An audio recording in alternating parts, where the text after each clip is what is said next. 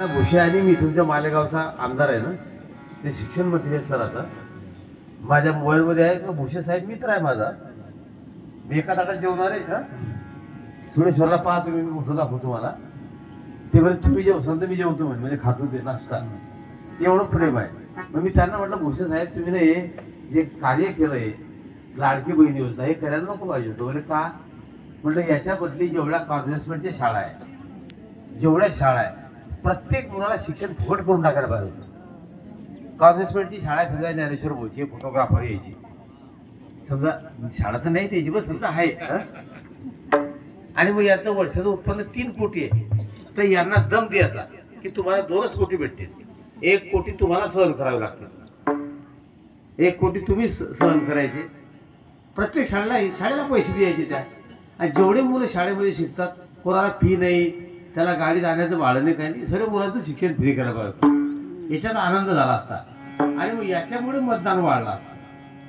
लाडक्या बहिणींना मतदान वाढलं का? त्याच्यामुळे वाढलं नाही, योगी साहेबांच्या एका वाक्याने वाढलेलं आहे. चांगला सर्वे करा, एक रहेंगे तो सेफ रहेंगे. हा, तो परिणाम याचा आहे. बरोबर सांगण्याचं तात्पर्य आकुर्जी निघाले, सांगण्यात तात्पर्य की बा महिला मंडळी फिरता पण नुसतं एसटीत माजर करता, दांगडो करता. जागाने 2-2 सीटावर 4-4 बाया बसतात, तरी कुस्त्या घेतात. काय अवघड आहे. बरं या तरुण मुली जाता हे तरी बोलताय म्हणजे म्हाताऱ्या बायका ऐकतच नाही कोणाचं आहे की.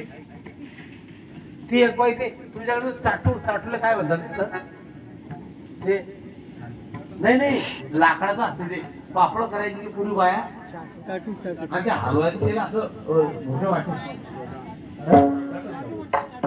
चाटू.